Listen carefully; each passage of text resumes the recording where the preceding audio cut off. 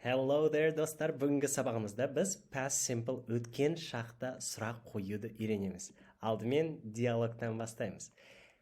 Динара және Айдар бірге саяхаттау туралы сөйлесіп жатыр. Динара бастайды. Have you been to another country? Сен басқа елде болдың ба? Yes, I went to France last summer.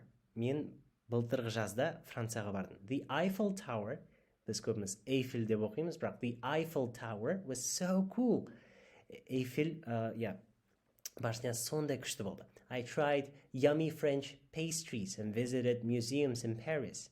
Мен өте тәтті француз, яғни пісірген тамағын және мұражайларды көрдім Париждегі. It was amazing and I want to travel more. Ол керемет болды және тағы да саяхаттағым келеді. Traveling lets you meet people from different places and learn about the world. Саяхаттау арқылы сен әлемнің түкпір-түкпірінен жаңа адамдарды кездестіріп, әлем туралы көбірек біле аласың. Wow, that sounds great. I want to visit France. Қандай керемет, мен де Францияға барғым келеді. What were your favorite places? Сенің сүйікті жерлерің қандай болды? The Louvre was big and the cafes in Montmartre were cozy. Each place was special. Лувр өте үлкен болды және Монмартредегі кафелер өте қонақжайлы болды. Әр орын ерекше болды. I am excited to plan a trip. Did you learn any French words? Мен өзімнің саяхатымды жоспарлауға сондай қызығамын. Сен француз сөздерін үйрендің бе? A few, like saying hello and ordering food. Кейбір сөздерді, мысалы амандасуды және тамақ заказ беруді. It's fun to learn local words. Сол орталықтың, сол жердің сөздерін үйрену өте қызық. Ал енді бұл жердегі қойылған сұрақтарға назар аударып көріңіздер.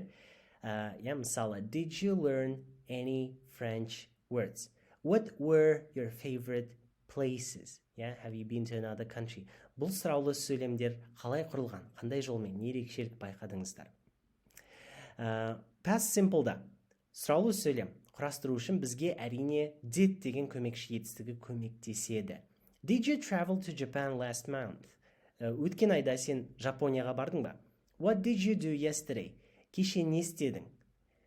When did he buy his new phone? Өзінің жаңа ұялы телефонын қашан алды? When did he buy? Бұл сұраулы сөйлемдер дәл осы present simple'да біз өткен quasi формуласы арқылы құрастырылады. QW деген question word, біз арнайы ақпарат білгіміз келетін кезде. A дегеніміз auxiliary verb, көмекші етістік. Present simple'да do does болса, бұл жерде ол did. Subject бастауыш және infinitive, етістіктің бірінші формасы.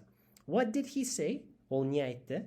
What did бастауыш he, одан кейін infinitive say. Did she help you? Ол саған көмектесті ме? Did she help you? Бұл сұрақтың айырмашылығы, бұл yes or no questions. Жауабы я ма жоқ па? Ол саған көмектесті ме? Я ма жоқ па? Ал белгілі ақпарат білгіміз келсе, бізге question word керек. What did they win? Олар не ұтты? What did they win? Енді бірге тапсырманы орындап көрейік. Қазір бұл тапсырмада біз болымды сөйлемдерден сұраулы сөйлемдер құрастырамыз. Мысалға, she visited her grandparents last month. Ол өзінің ата-апасын өткен айда қарауға барып келді. Яғни ол өзінің ата-апасына барып келді. She visited her grandparents last month.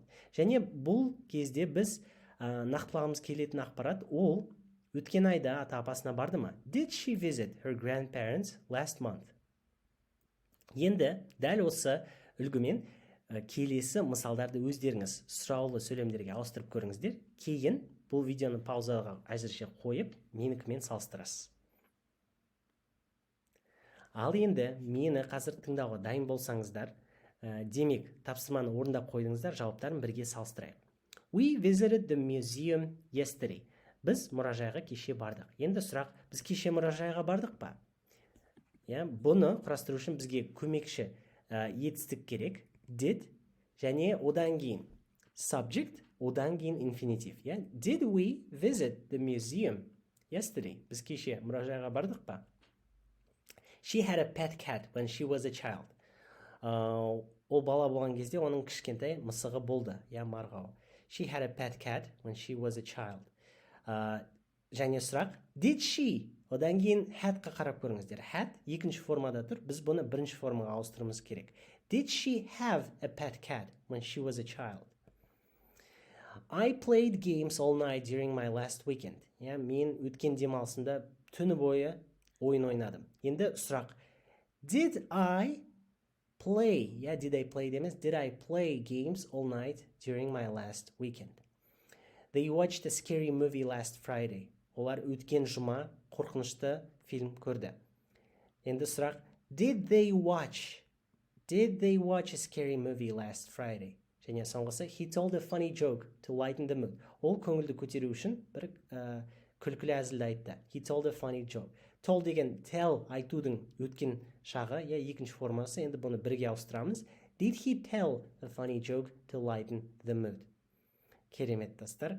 Енді бүгінгі сабағымыздың жаңа сөз тіркестері. Try pastries. Pastries деген пісіретін, выпечка дейді ғой, мысалы бүкіл булочкалар жатады, торт жатады ішіне, пирог, пирожки, оның бәрі pastry. Багет, круассан, оның бәрі pastry. Visit museums, ұннан пісірілетін тағамдарға. Visit museums, мұражайларға бару. Learn about the world, әлем туралы үйрену. Order food, тамаққа тапсырыс беру.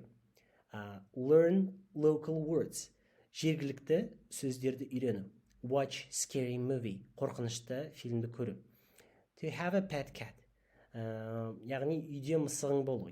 Pet деген ол сен, яғни қамқор болатын жануарың ғой. Have a pet cat, мысыққа ие болу. Tell a funny joke, күлкілі әзілді айту. Buy a new phone, жаңа телефонды алу. Meet people from different places, әртүрлі жерлерден адамдарды кездестіру. Енді осы жаңа сөз тіркестерін біле отыра, бірінші диалогты тағы да бір рет оқып көрейік. Қаншалықты жақсырақ оқығанымызды тексерейік. Have you been to another country? Yes, I went to France last summer. The Eiffel Tower was so cool. I tried yummy French pastries and visited museums in Paris. It was amazing, and I wanted to travel more. Traveling lets you meet people from different places and learn about the world. Wow, that sounds great. I want to visit France. What were your favorite places? The Louvre was big, and the cafes in Montmartre were cozy. Each place was special. I'm excited to plan a trip. Did you learn any French words? A few, like saying hello and ordering food. It's fun to learn local words. Мінекей достар, енді бұл білімді бекіту үшін платформадағы жаттығуларды бірге орындайық.